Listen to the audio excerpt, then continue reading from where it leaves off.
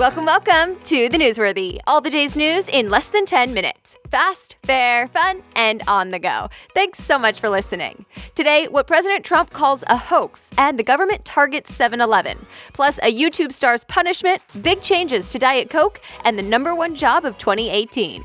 All that and much more in less than 10 minutes. And stick around today after the news for the first 3-Question Thursday, where I will be asking 3 questions of an expert. I'm Erica Mandy. Today is Thursday, January 11th. You ready? Let's do this. President Trump is saying we'll see about whether or not he would sit down for an interview in the Russia investigation. Remember, some reports said the guy in charge of that investigation, Robert Mueller, told Trump's lawyers that he may want to sit down and chat with him. But President Trump won't commit. The Hill reports when asked about it yesterday, he called the whole investigation a, quote, Democrat hoax and said there's no collusion, so there shouldn't need to be an interview. He ended it with, quote, we'll see what happens. 7-Eleven stores were just targeted by the government. The AP reports immigration agents went into about 100 7-Elevens and arrested 21 people. But apparently this was really more about management and trying to send a message to employers not to hire undocumented immigrants. It's being called the largest crackdown on a business since Trump became president. And a top official said this is the first of many operations like it. 4,000 jobs will be going to the state of Alabama. Reuters reports Toyota and Mazda chose the city of Huntsville for their new joint assembly plant. It'll cost $1.6 billion. Toyota will be building Corollas there. Mazda will build crossover SUVs. Part of the decision to go to Alabama? Well, the state is providing some nice tax incentives, and Toyota has another plant there. It's scheduled to open in 2021. Other things people may be talking about today, the huge salary difference between actors for the reshoot of the movie All the Money in the World. USA Today reports Mark Wahlberg got $1.5 million for reshooting the scenes. The co-star, Michelle Williams, got about $1,000. Remember, the reshoot happened because of the sexual misconduct allegations against Kevin Spacey, so they didn't want him in the movie anymore. His part was replaced with another actor.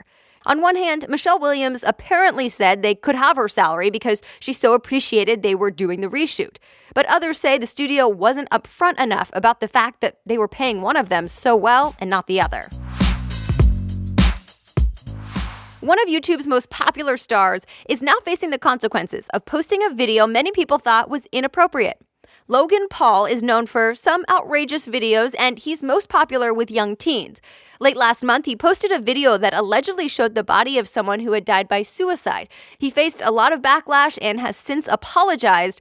YouTube says not enough. Billboard reports YouTube will be dropping Paul from its top advertising portal and put the production of an original YouTube movie it was planning with him on hold. Can you guess the 2018 best job of the year? It is software developer. That's what the U.S. Bureau of Labor Statistics says in its annual ranking. The LA Times reports it's based on the job with the greatest hiring demand, plus best work-life balance, salary, and future prospects. Software developers apparently make an average of more than $100,000. Number 2 on the list, dentist. And that one has topped the list many times over the last decade. The 3rd best job, physician assistant.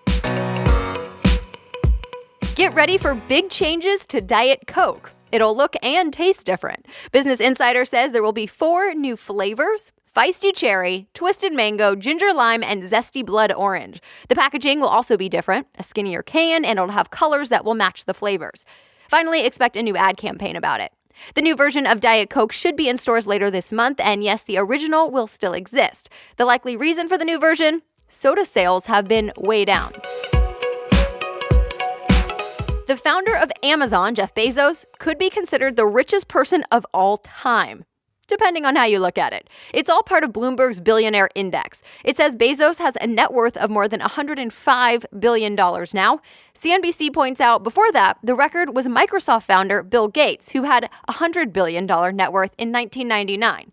But here's the thing, inflation. Technically, if you adjust for inflation, Gates' number would be more like $147 billion today. Either way, they all have a lot of money. All right, let's get an update on CES, the Consumer Electronics Show in Las Vegas this week. So first, at the largest consumer tech show, there was a technical problem, a blackout for a couple of hours yesterday. CNN reports the Las Vegas Convention Center lost power because of heavy rain affecting some equipment there. Some areas did have to be evacuated, but things are apparently back to normal now. The Wall Street Journal says nearly 4,000 companies are showing off gadgets there this week. So it's impossible to talk about them all, but the Journal's list of highlights includes smart cars with big screens, cute and cuddly robots, all different kinds, and a TV that uses panels that lock together to fill an entire wall. You can look through a whole bunch more by clicking the link I'll put in today's show notes at thenewsworthy.com. Facebook is getting ready to offer you some hardware, a device for your home. It's a home video chat device, basically another smart speaker with a screen that will compete with Amazon's Alexa Show. The online news network Cheddar says it'll be called Portal, and it'll cost nearly $500. The device is expected to come out later this year. Since it is now officially awards season, there's another one. The Critics' Choice Award show is tonight. Olivia Munn is hosting. You can watch on the CW at 5 p.m. Pacific, 8 Eastern. The first hour will also apparently be streamed on the CW's website.